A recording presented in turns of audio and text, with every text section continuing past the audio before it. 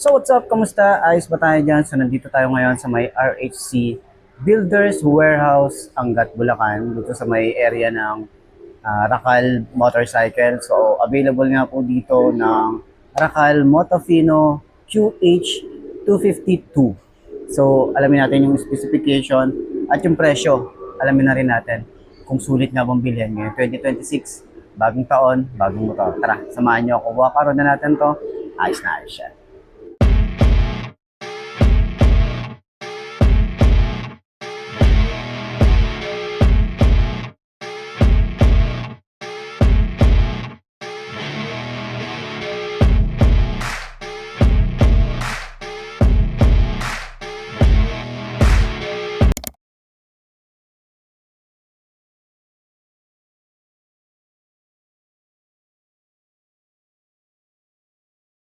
Ayun na nga mga best, no? Sa lahat ng mga nagtatanong, magkano nga bang ganitong motorcycle, ilalagay ko sa screen nyo para at least meron tayong reference kapag kumuha tayo ng cash at hulugan.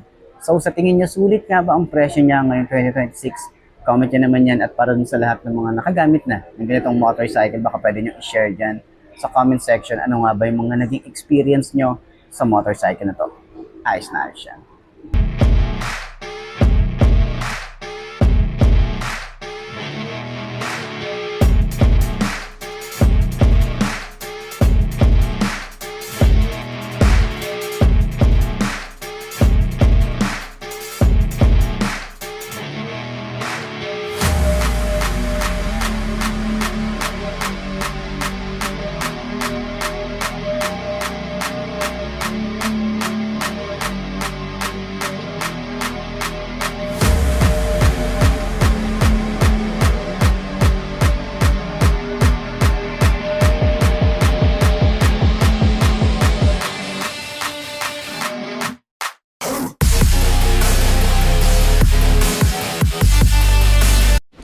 So ayun ang mga boss, no, ito nga pala yung ating Motofino na QH252. Okay, ito yung version 2 na daw.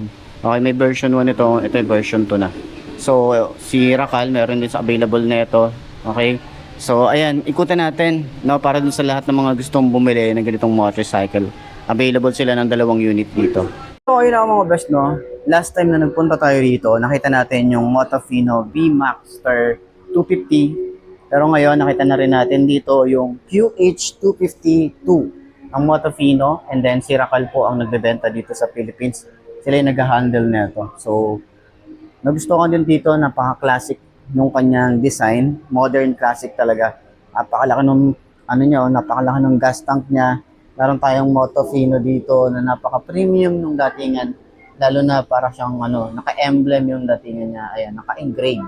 Okay. So napansin ko lang, meron pala tayo ritong USB charging port. Hindi ko nasabi kanina, ayan. At least nasabi ko na ngayon, ayan. USB charging port sa may side ng ating panel.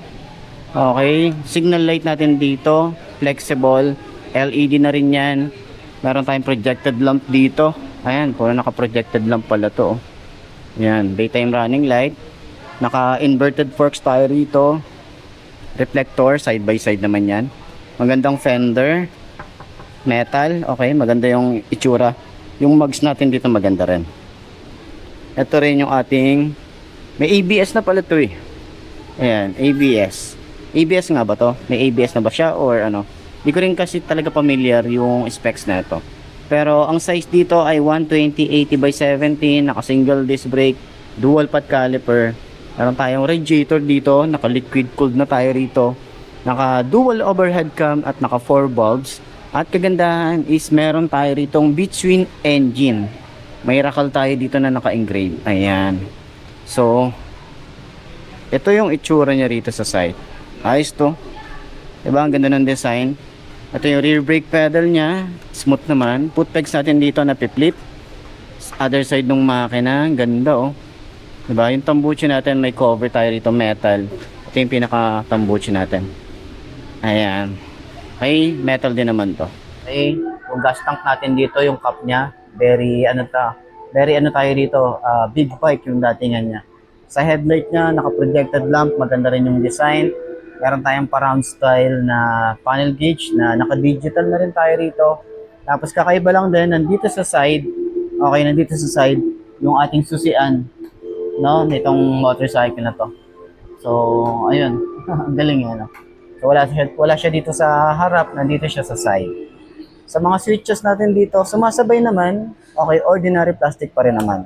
Wala naman masyadong special sa mga switches niya, okay? So, upuan, maganda yung upuan, napaka-classic ng design. Medyo hindi lang ano to, ayan. Ito yung dito yung battery. So, hindi lang siya naka-align. Tingnan natin kung ganyan ang itsura. Hindi ko alam kung paano to eh. Ayan, ayun. Yun pala. Ayan, nakaangat kasi siya eh. Yan, so itsura niya, di ba? So upuan natin mamaya. Maganda yung kanyang leather, pati yung upuan. Makapal naman. Pero yung OBR natin dito, parang natatakot akong umangkas dito.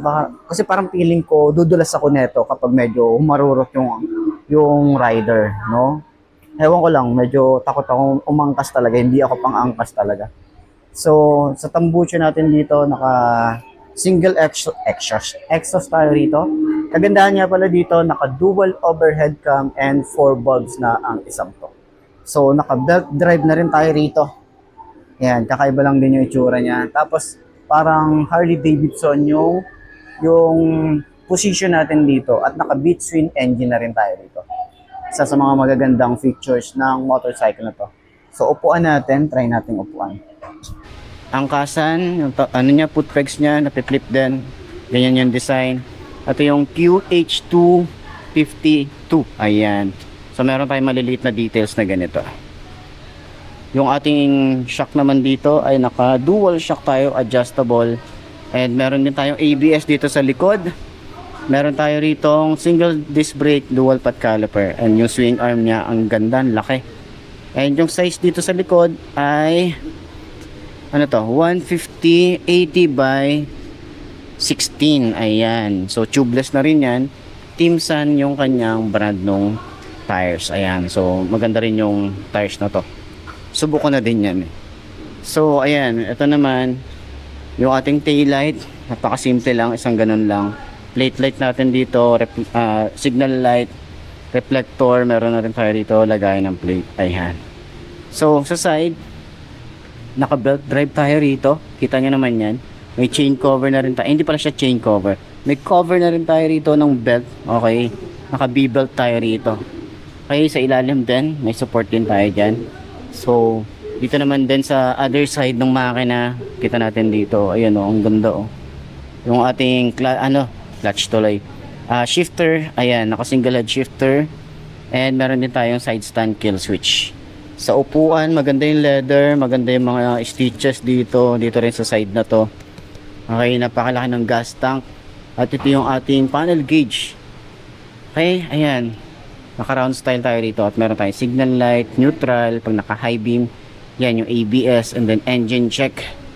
Yung ating switches, meron tayong kill switch, park light, headlight, and off. Electric starter, lever natin dito, malapad. Yan, smooth naman.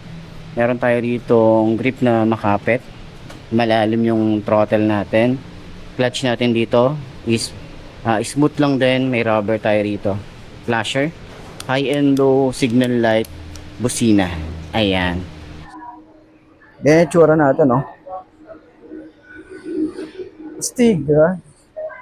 Para tayong yung sa yung sa ba yun tawag dito? Basta yun, merong mga ganitong motorcycle. Sobrang tingkayad, pero kapag tinayo na natin yung motor, ang gaan. Lambot din ng shock sa likod. Siguro i-rate ko to sa 7 out of 10. Ayan. Shock naman sa harap. Hindi masyado. Okay lang, saktuhan lang. Rate ko siya ng 5 over 10. Ayan. So, sa turning radius niya, dahil nga big bike naman ang isang to, kakain talaga tayo ng kalsada na medyo malaki yung space na kakainin natin para maka-U-turn tayo rito. Ayan. Pero ang gaanong motor. Siguro magaan siya dahil nga wala pa tayo ritong gas tank na, wala pa tayong gas tank. Wala tayong gas pa. Okay? Pag nagpagas tayo rito, malamang medyo bibigat na talaga siya. Pero itsura natin, ganyan, no? Ayos, di ba? Stig.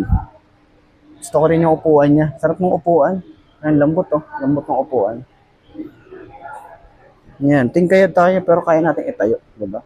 Kahit yung isa naman dati, yung nandito sa side, naitayo rin naman natin to. Pero syempre, depende pa rin sa inyo yun kung alin na mas bet nyo, kung ito bang QH252 or itong D-Maxsters na 250 rin. Okay? So, ayan, sa tingin nyo, sulit nga bang bumili ng ganitong motorcycle? Comment nyo naman yan at para doon sa lahat ng mga gustong bumili nito or mga nakabili na nito, share nyo naman dyan sa comment section ano nga ba yung mga naging issue nyo, mga naging experience nyo dito, share nyo naman para at least makatulong tayo sa iba. Okay? So, sa tingin nyo, sulit nga bang bumili ng ganitong motorcycle? So, puntahan nyo na lang dito sa may Racal Motorcycle, dito sa may Angat branch nila. So, sana nakatulong tong video na to. Ayos na ayos yan. So, yun na mga best, no? Ito na ba ang motor na babagi sa'yo? Kung ito na nga, ay markahan mo na yan at mag-subscribe ka na sa aking YouTube channel. I-click mo na rin notification bell para updated ka sa lahat ng videos na upload natin. Dito araw-araw, so laging tatandaan, wala sa brand ng motor ang itatagal niyan. Kundi na sa pag-aalaga mo yan, tatagal yan, ayos na ayos yan. So, kita-kita na lang ulit tayo bukas. I'm Mark D. Ciao. Maraming salamat sa inyo. Babush.